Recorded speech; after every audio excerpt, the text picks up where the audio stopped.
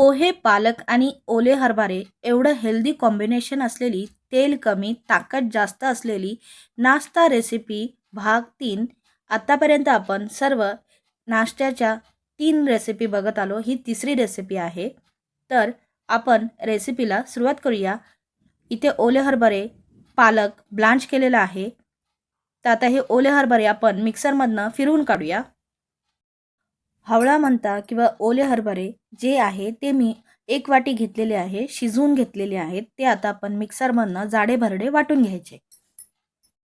इथे मी लसणाच्या 5 पाकळ्या, मिरच्या 2, कोथिंबीर, पालक, आल्याचा तुकडा घेतलेला आहे. आता हे सुद्धा आपण त्याच मिक्सरमधनं वाटून काढणार आहोत. तर पालक मी आधी शिजवून थंड पाण्यात टाकून घेतलेला आहे, म्हणजे त्याचा हिरवा रंग जशाच्या तसा राहतो. एका परातीत आपण वाटलेले हरभरे काढून घेणार आहोत आणि त्याच मिक्सरच्या भांड्यात आपण पालक, कोथिंबीर, लसूण, आलं, मिरची वाटून घेणार आहोत.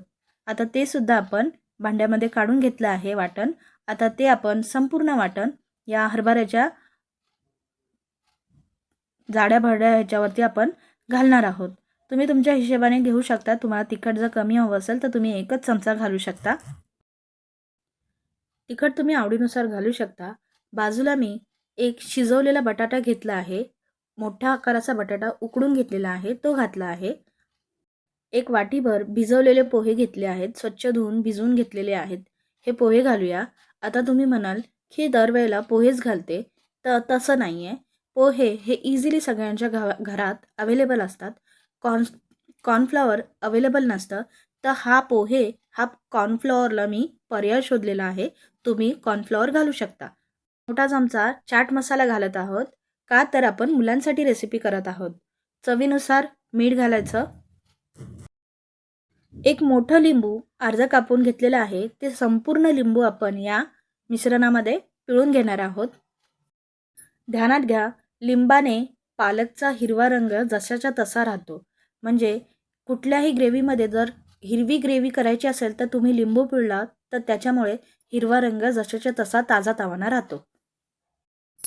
आता हे सर्व मिश्रण आपण मळून घ्यायचं, सर्व एकजीव करून घ्यायचं आणि याच्या गोल टिक्की करायच्या. इथे आपण मळून घेतलेलं आहे, एकजीव केलेलं आहे मिश्रण. बाजूलाच मी काजूचे काप घेतलेले आहेत. थोडासा पिठाचा गोळा घ्यायचा आणि त्याचा आपण टिक्कीचा शेप बनवायचा. इथे मी गोल आकारामध्ये टिक्की केली आहे. आता ह्याच्यावरती आपण एक काजूचा काप लावायचा. तुम्ही अख्खाही लावू शकता, पण अख्खा निसटतो, त्यामुळे एक साईडचा काप लावायचा. आणि आता हा अशा पद्धतीने आपली टिक्की तयार झालेली आहे. तर सर्व टिक्की मी अशाच पद्धतीने तयार करून घेत आहे. सर्व टिक्की तयार झालेल्या आहेत. पॅनवर आपण थोडंसं तेल घातलेलं आहे. आता ह्या टिक्की आपण एक एक करून घालून घेऊया आणि सर्व थोड्याशा तेलामध्ये ह्या आपण फ्राय करून घेणार आहोत. तर सर्व टिक्की आपण घालून घेऊया पॅनवर. तर बघू शकता तुम्ही दोन्ही साईडनं मी परतून घेतलेले आहेत आणि छान असा रंग चेंज झालेला आहे. काजूंना मस्त ब्राऊन रंग आलेला आहे. छान परतून घेतले आहेत. आता आपण सर्व करूया.